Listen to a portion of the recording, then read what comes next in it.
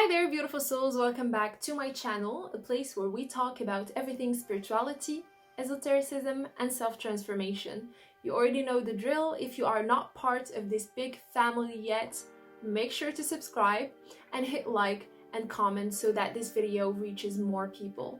So today I wanted to give you tools to understand what each number means. So I'm speaking number 1 till 9. And this is part of the Numerology 101 series, and if you have not watched the first episode, which is called the Pythagorean Brotherhood, make sure to watch that because it really gives you a historical and philosophical context that can better help you understand why numbers play such a huge role and why the universe communicates with us through numbers. So that being said, I also have another surprise for you in this video, and that's going to be towards the end. And that's a simple yet powerful method that can help you determine which number represents you.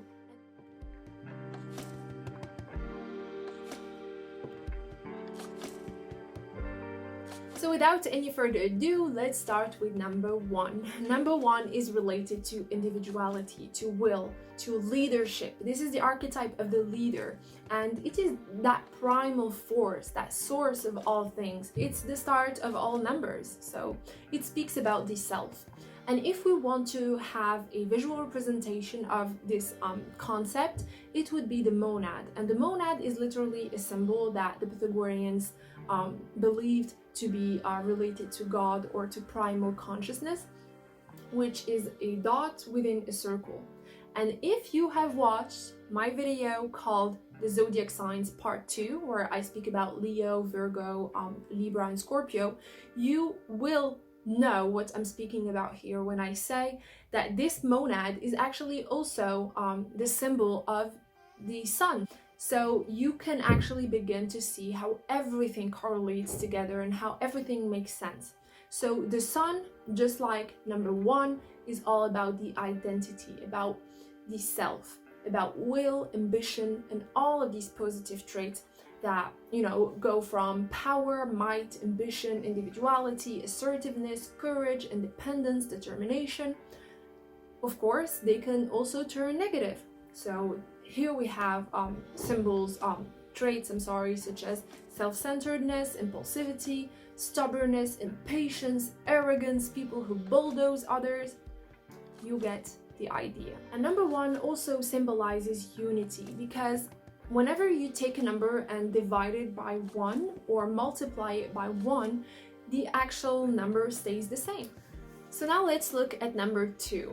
Number 2 is all about cooperation and peace. We're speaking about here the archetypes of the mediator or the peacemaker.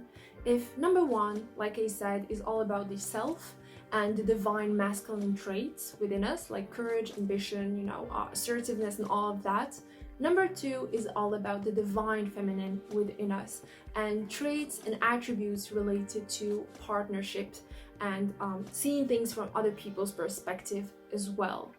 And number 2 is also related to the shape of a line, because actually to draw a line you need 2 points, so 2 monads, and you need to draw a line between them, so you cannot go from one extremity to another if you do not use number 2. You need 2 people to make a partnership or to make anything harmonious and to find that equilibrium. And it is also related to a form that the Pythagoreans call the dyad, which also holds within its frequencies this principle of otherness. So number 2 is related to the feminine attributes, like I said, to the moon, to peace, harmony, diplomacy, partnership, gentleness, beauty, but also, like all numbers, to negative traits such as codependency, over-pleasing others, being a pushover, not having enough boundaries, passive aggressiveness, manipulation. So number 1 is related to the sun.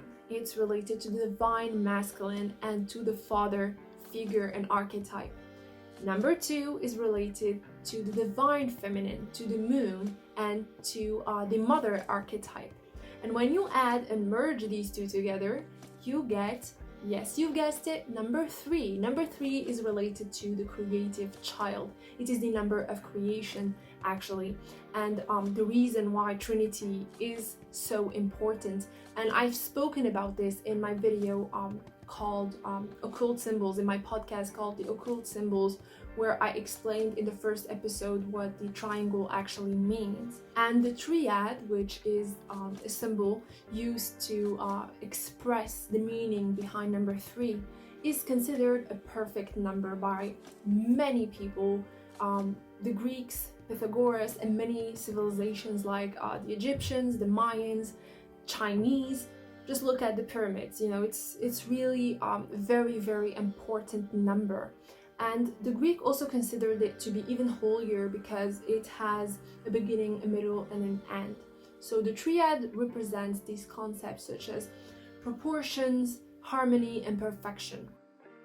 Number 3 is related to the planet Jupiter and to concepts and qualities such as inspiration, good taste, imagination, creativity, being sociable, friendly, positivity, adventure, but also negative traits such as extravaganza and superficiality, ego attachment, gossip, wasting time, being trivial, things of that nature. Now let's look at number 4. Number 4 is the worker. This is stability. We're speaking about discipline and work, and one of the most grounded numbers of numerology, because just like a square or a table, if you put a table down, it's not gonna move, it's not gonna bulge. And I've also spoken about this in the occult symbols when I spoke about the square, but these two really correlate together. So number 4 signifies the 4 seasons and the 4 elements as well, the 4 principles, and things such as stability, power, resilience, all of these attributes. So some of the positive qualities of number 4 are related indeed to justice, to poise, balance, to loyalty, good organizations, methodology, consistency, practicality, diligence, patience, steadiness. And we also have negative qualities such as intolerance, seeing things from one way only, stubbornness, authority, being narrow or old school. Now let's look at number 5. Number 5 is all about freedom and change. We're speaking about the freedom lover or the dynamic person archetype.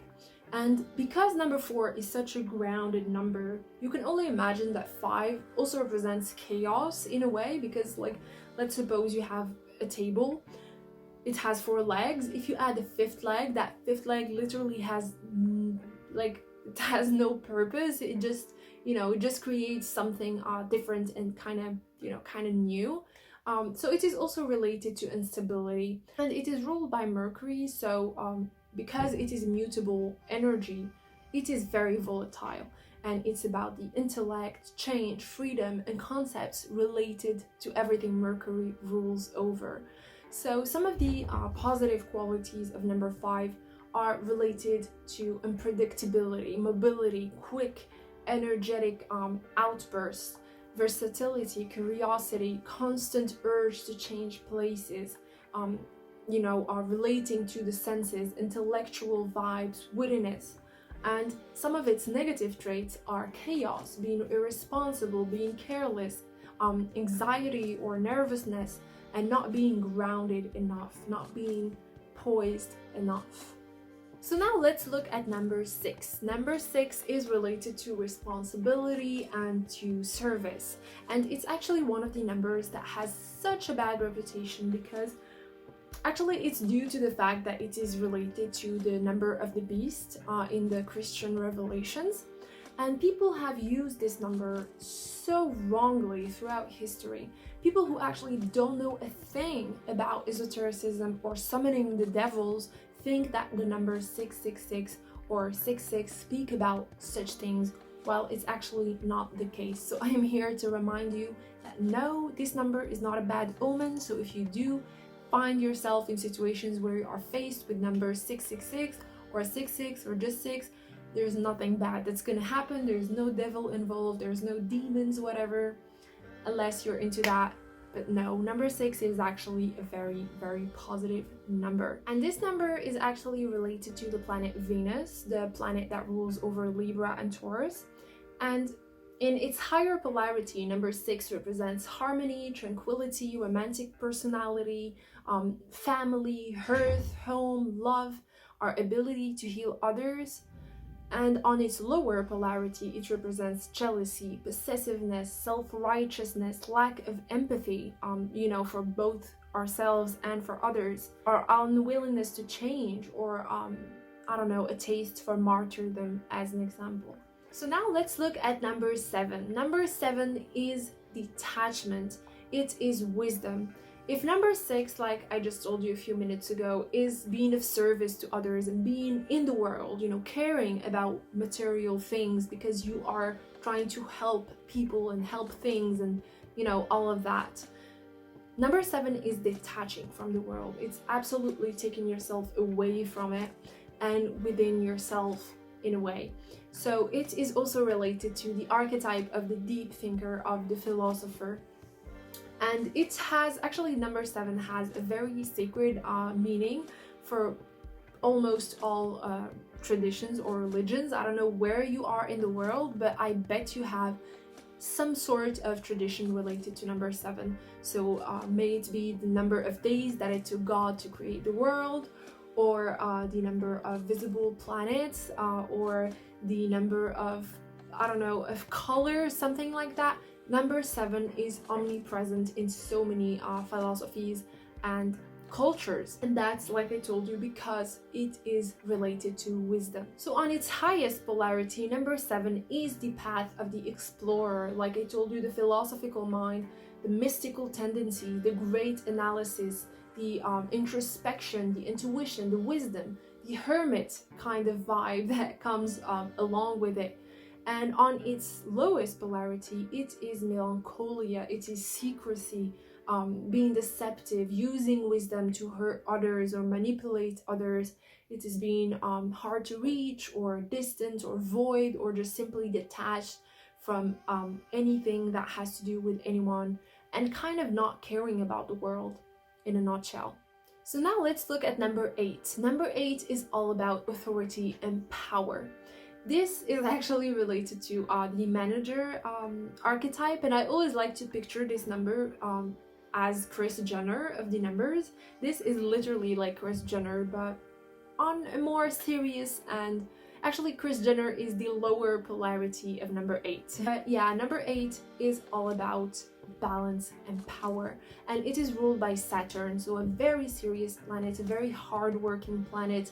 That's about the nitty and gritty, the things that no one likes to do but that are necessary and that are someday going to propulse you to ladder climb and just get to the point where you want to be known and respected as. So it is really all about authority as well, and respect, someone who commands respect from others, and that others just want to respect naturally because he has something about him. He has an 8 dynamic within him. So the good sides, the higher polarity of number 8 is all about abundance. It is being a good judge of character, having a good administration, or prosperity, confidence, success, being a good organizational person, being practical and practicality. And on the lower polarity, it is materialism, abusive behaviors, dishonesty, being forceful or narrow, and kind of using the wrong means to get where we want to go in life. And last but not least, we have number 9, which is altruism and everything related to selflessness. We started with the self, with number 1, that no matter what you do, how much you multiply a number with it, it's always going to stay the same. That's because it is one and only. It is unique. This is number 1. Now we have number 9. Number 9 is about dissolving the self into others. So we have the archetype of the teacher, of this concept of new beginnings, of endings and new beginnings. We're transitioning into something else, literally. And funny thing, to kind of understand it in a mathematical way, when you take number 9 and add it with another number, let's say you take 9 plus 4, and you add the numbers that it gives you back together, so 9 plus 4 equals 13, 3 plus 1 equals 4. What happens, no matter which number you add with number 9, it will always give you that number. So what happens is that number 9 takes itself away from the equation. It's like, you know what? No matter what we do, I'm gonna give you your chance to shine. And this is why this number is related to this concept of altruism, of putting ourselves in other people's shoes and allowing others to actually live. You know, number 9 dies in order for other numbers to come forth. And on its highest polarity, this number is related to communicativeness, scale, universalism, diversity, being a humanitarian, having compassion, generosity, and, you know, the ability to share with others. And on its lowest polarity, it is carelessness and moodiness, indifference, being gullible or restless, having an over-idealistic mind, or even pessimistic, being an anarchist, not owning our own responsibilities, and fault-finding in a way. So before I leave you today, I promise that I'm going to give you a very simple exercise that can help you determine your own life path number.